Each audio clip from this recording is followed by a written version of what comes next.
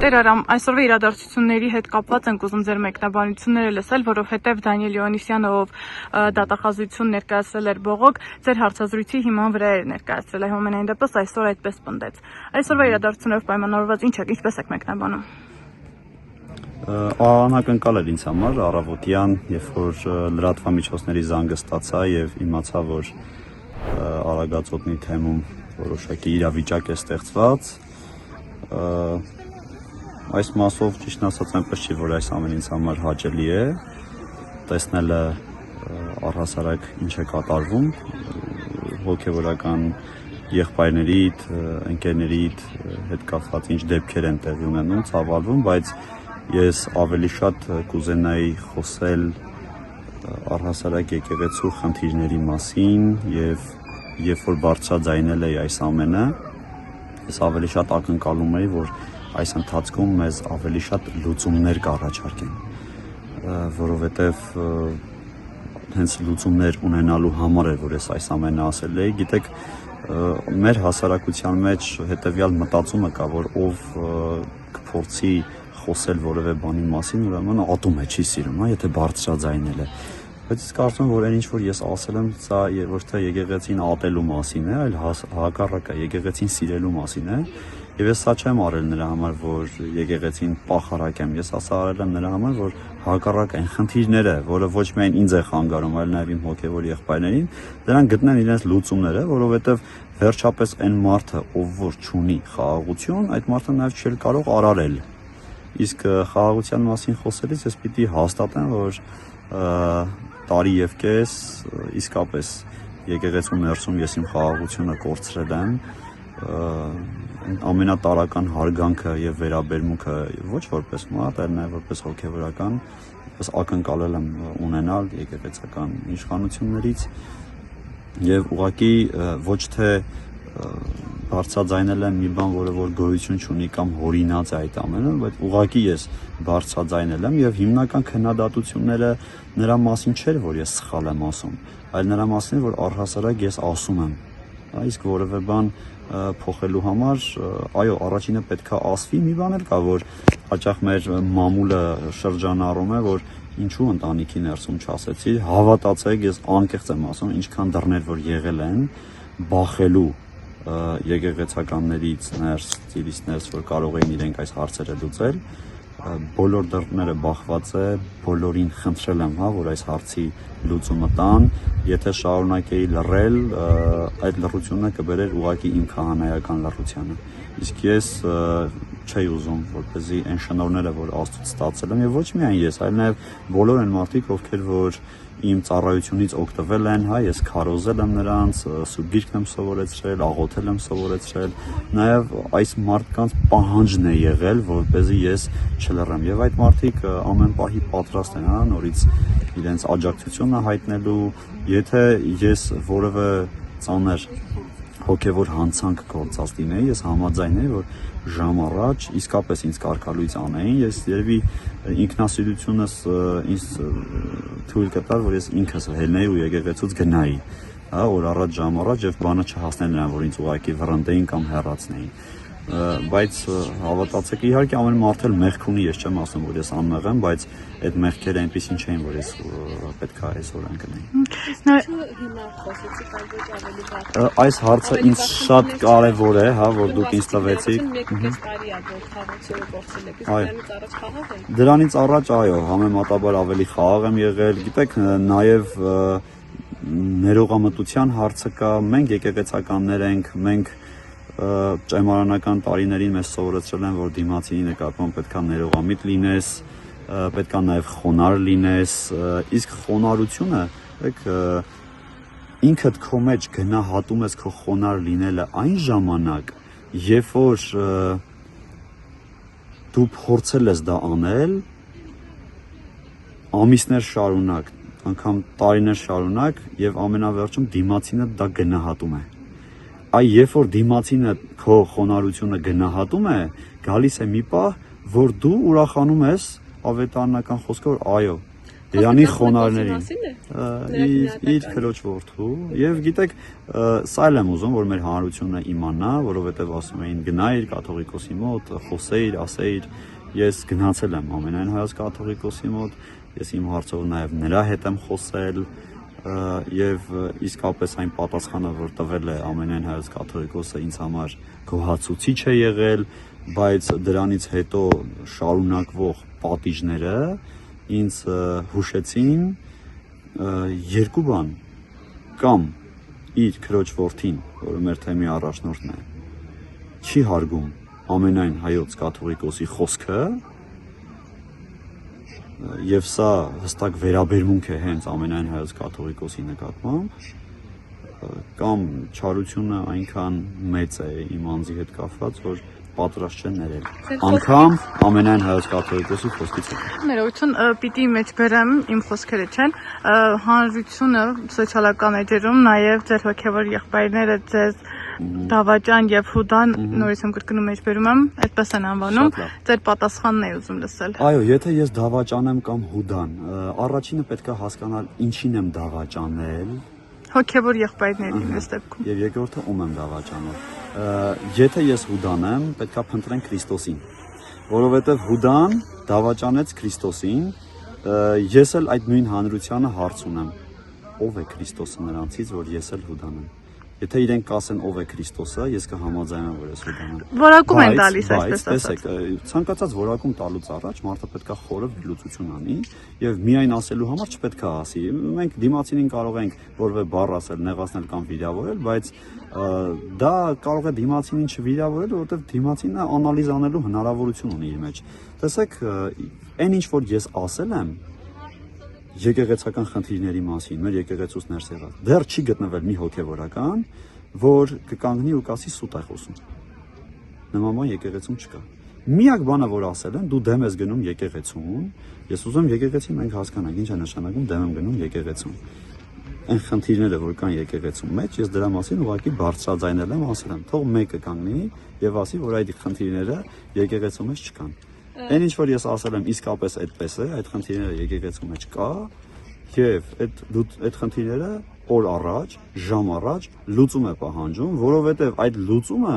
նաեւ կփոխի մեր հանրության կյանքը եւ մեր հավատացյալների կյանքը։ Իմ գլխավոր ցավը ժողովրդի մեջ հենց այդ խնդիրները տեսնելն է եղել։ Տեր Արամ, հաղորդում ներկայացրել եք դուք այս իրավապահների թեմայի մեջ դուք կաք թե չկաք։ Չկամ, ես իրավապահների թեմայի մեջ, իհարկե այս թեմաները, որ զարգացել են, զարգանում են, ես գրեթե ամիս ու կես այս ամենի մեջ եմ, բայց վերջին դեպքերի հետ կապված մասնակցություն չունեմ։ Այսինքն դուք հաղորդում չեք ներկայացրել։ Եթե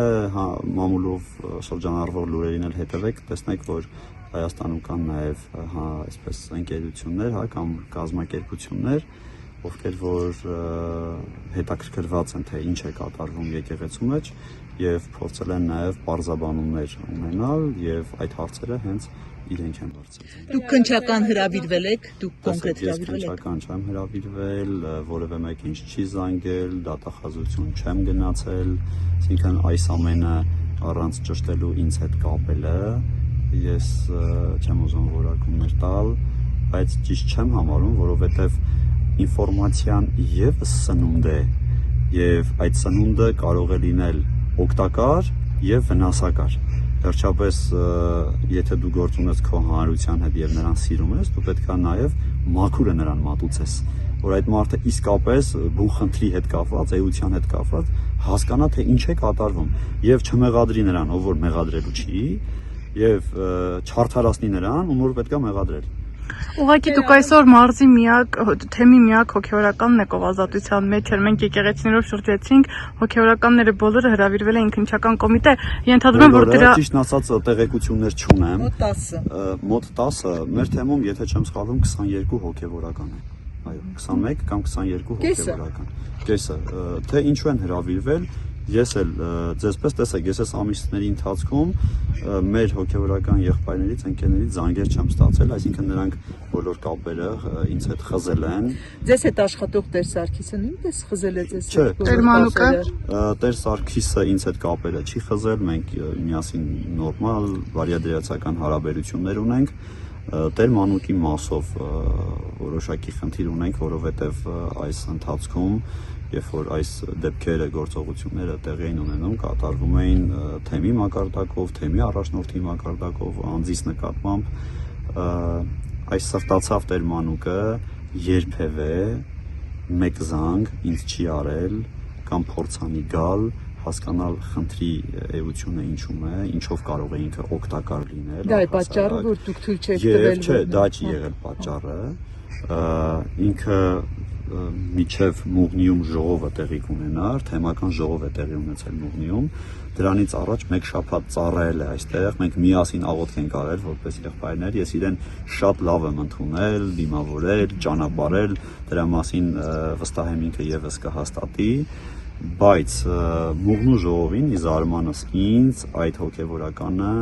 պահանջել է իմ կարգալուծությունը։ Նաև Բայց դուք իրավունք ունեք թույլ չտալ որևէ քահանայի, որը նշանակվել է այստեղ։ Դուք նման իրավասություն ունեք։ Տեսեք,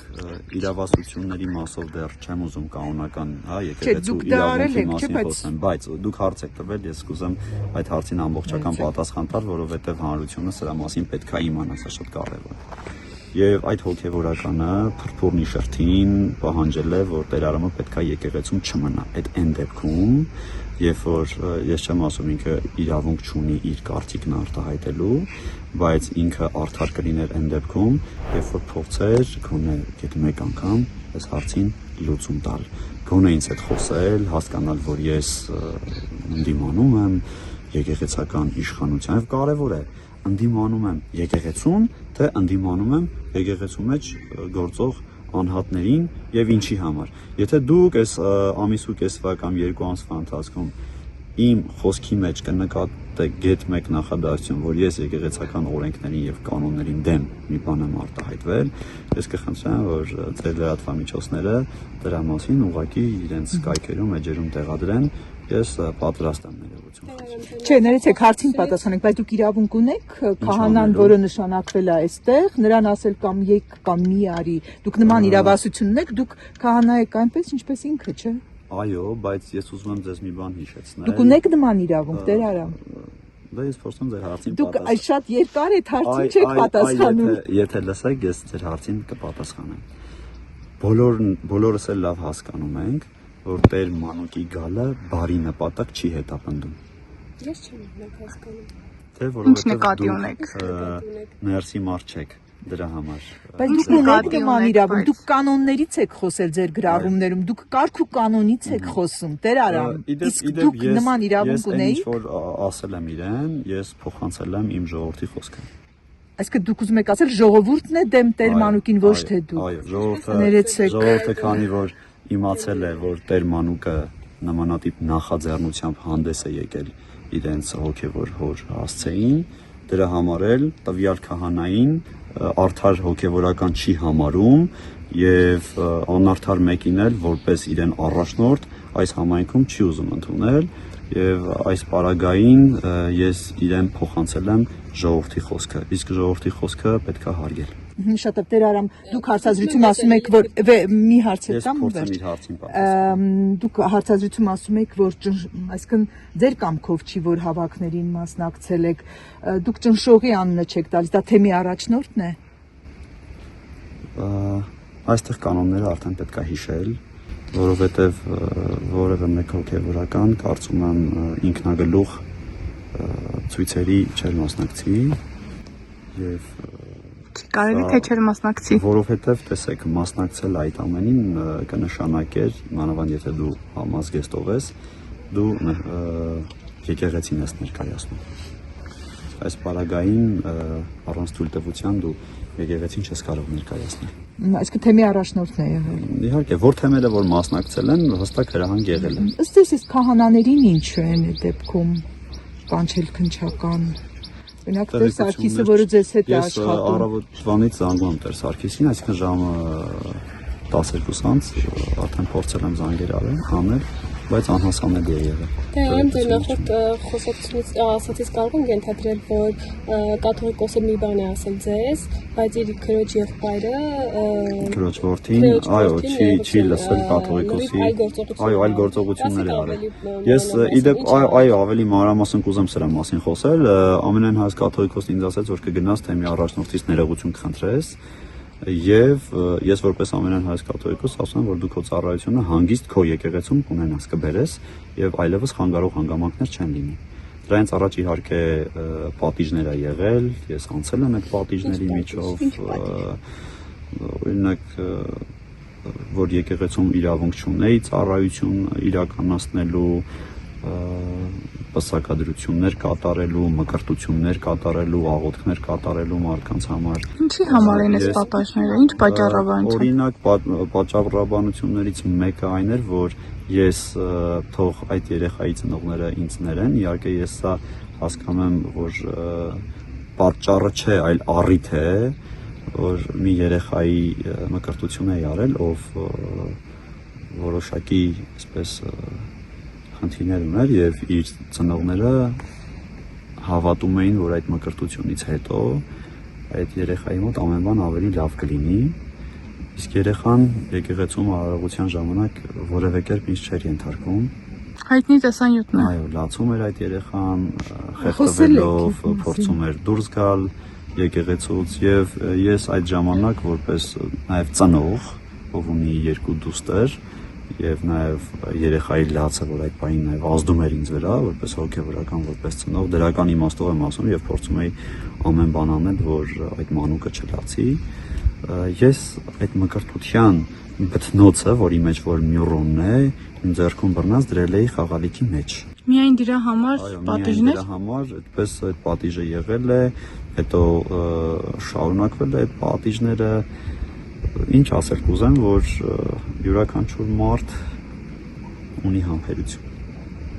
եւ հաճախ հարց է հնչում ինչու հիմա, այս հարցը շատ է հնչել, չէ, այ ինչու հիմա այսքան բանի մեջ որոշեցիր խոսել, ես էլ այլ հարց ունեմ այդ հարցը տվողներին, իսկ ինչու հիմա սկսեցին այդքան ճնշել։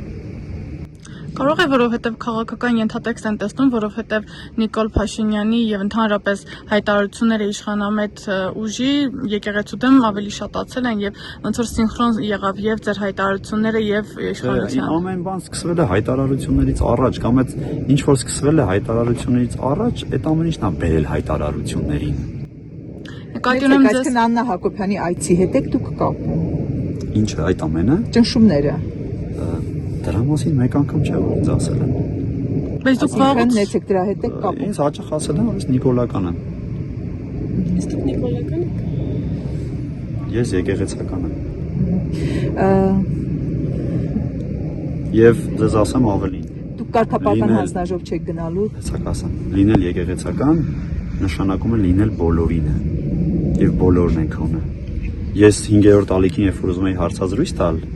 ասացի հետեւյալը. Այն լսարանը, որը կլսի հանրային հեռուստաընկերությունը, որտեղ այդ մարդիկ վերջապես մերն են, թե չէ, նստած հեռուստացույցի առաջ, ես պատրաստ եմ նրանց կերակրելու հոգևոր թեմաներով, բայց եւ նաեւ ես պատրաստ եմ հոգևոր թեմաներով կերակրելու այն մարդկանց, ովքեր 5-րդ ալիքն Իսկ գնացիք 5-րդ ալիք կերակրեցիք։ Ես առաջարկեցի իրենց, որ Չեն հրաժարվել են։ ուղիղ եթերով կամ հարցազրույց տամ, արդեն անցել է 2 շաբաթ, այս 2 շաբաթը սպասում եմ։ Բայց մենք ձեր գրառման հենց նույն օրն ենք եկել եւ դուք մերժել եք հարցազրույց տալ եւ գնացել եք շատ արագ տեմպերով հանրային հեռուստատեսություն Տերարամ, դա մոռանալու չի։ Խնդրում եմ պահեք մոտ, որ ես խոսեմ ազատության հետ կապված, այո, ես իմ մեղավորությունը ընդունում եմ, որ միգուցե պետքա ավելի շուտ ձեզ մոտ գայի, բայց կարծում եմ, որ դեռ ապրելու ժամանակ եւ կյանք ունենք եւ Աստված առաջ մեկ օր էլ ձեզ մոտ կայցելեմ։ Տեր Արամ, հիմա ըստ ձեզ Տեր Սարգսին դուք եք նրա հետ աշխատում, ինչու են կանչել։ Պատկերացում չունեմ։ Ուղղակի բոլորին կանչել էին ձեզնից բացի, սա էլ է հարցեր առաջացնում։ Միգուցե շտապում են, կարող են ինձ էլ կանչեն, կարող է չկանչեն, չգիտեմ։ Բայց եթե արել եմ մի բան, որը որ օրենքի խախտում է, վնասել եմ մարդկանց, թող կանչեմ։ Եթե անգամ պետք է դատել, թող դատեն։ Ես համաձայն եմ այդ սցենարի։ Դուք կարգապահական հանձնախումբ չեք գնալու, ինչ բան հասկացանք։ Կարգապահական հանձնախումբը դեռ, այսպես ասեմ, ինձ նորմալ հրավերներ չի արել, նպատակը չի նշել իր հրավերի, թե ինչ է կանչում կարգապահական հանձնախումբ, այստեղ մի շատ կարևոր բան կա, կուզեմ սրա մասին անպայման, որ դուք այսպես հանրությանը տեղեկացնեք։ Կարգապահական հանձնախումբ իմ գնալուց առաջ ես դեռ ակնկալում եմ, որ հանձնախումբը պետք է հրավիրի այն եպիսկոպոսին, ով դարձել է այս ամեն ինչի պատճառը։ Մկրտիչ Սրբազան։ Այո։ Եվ ասեմ ավելին, երբ որ ես ամենայն հայոց կաթողիկոսի մոտ ներկա էի եւ մենք խոսում էինք այս խնդիրների մասին, վեհապարն ինձ ասեց, եթե ուզում ես եւ քո հարցը եւ առաջնորդի հարցը տանում եմ կարգապահական։ Ասացի վեհապար տեր, ես նման բան չեմ ցանկանա։ Այ ես եկել եմ ձեր մոտ, եթե կուզեք ինձ հենց հիմա այստեղ կարգալույց արեք, ես կթողնեմ կգնամ։ Բայց ես չեմ ուզենա, որ իմ առաջնորդը որևէ մեկ օր հայտնվի կարգապահականում։ Բայց դրանից հետո, երբ որ վեհապարը արձագանքեց եւ ասեց, որ քո բոլոր խնդիրները լուծված են, գնա եւ դա ինձ թող առաջնորդը որ չհարգեց։ Ասեք ես նաեւ ամենայն հայոց կաթողիկոսի խոսքի շահերի պաշտպան այստեղ կարող եմ լինել, որովհետեւ եթե որոշ մարդիկ կարծում են, որ ես դեմ եմ դուրս եկել ամենայն հայոց կաթողիկոսին, այստեղ շատ կարևոր է, որ ես այն մարդն եմ, որ պաշտպանում եմ ամենայն հայոց կաթողիկոսին, որովհետև ամենայն հայոց կաթողիկոսի խոսքն է անարգվել։ Եվ ամենաառաջինը հենց իր քրոջ որդու կողմից։ Այսինքն դուք նրան պաշտպանում եք այնպես, ինչպես 18-ին եք պաշտպանել, այսօր շատ են հիշում, որ դուք պատրաստ եք եղել թիկնապահ դառնալ։ Ես նրա մասին եմ ուզում խոսել։ Կաթողիկոսը չի ստիպել, այլ ինքնագլուխ է եղել դրանից։ Գիտեք, ցածր մոտավորականը։ ես չեմ ուզում մարդկանց վերագրել այնպիսի բաներ, որոնք իրենք ինձ անմիջապես չեն ասել։ Միգուցե տրամաբանական ինչ-որ բաներ փորձեն գտնել, բայց կոնկրետ ես այդ հրամանները ստացել եմ դիվանապետից, դիվանապետը իր լիազորությունները չի կարող չարաշահել։ Բայց թե դիվանապետից թե թեմի առաջնորդից։ Դուք քիչ առաջ ասացիք թեմի առաջնորդից։ Դիվանապետը, երբ որ հրահանգները մեզ թեմի ուղարկում են, այո, դիվանապետից։ թեմի դիվանապետից։ Ասում են, որ սա սրբազանհոր կարգադրությունն է։ Այսպես դրա համար հիշում։ Այսօր դուք վեհապարին ասացիք, որ պաշտպանում եք նրան, պաշտպանում եք ճիշտ այնպես, ինչպես 18-ին, այսօր շատ են հիշում Ես ձեր հիմա եղբայրները, կասկածներ ունեմ, ես հիմա կասկածներ թիկնապահ ունեմ։ դառնալ։ Այո, կասկածներ ունեմ ես, որովհետև ինձ չի թվում, որ Արագածոտնի թեմի առաջնորդը կարողանար վեհապարի խոսքը շրջանցել, հետևաբար միգուցե նաև չեմ ուզում ես դրան հավատալ, անկեղծ չեմ ուզում դրան հավատալ եւ աղոթում եմ, որ դա այդպես չլինի։ Իսկ ինչ վերաբերվում է 2018 թվականին, այս ամեն ինչը որ սկսվել է, ես էլի մեկ անգամ եւս ուզում եմ շեշտել, նրա համար չի սկսվել, որ ես եկեղեցին չեմ սիրում։ Այլ նրա համար է սկսվել, որտեղ ես եկեղեցին սիրում եմ։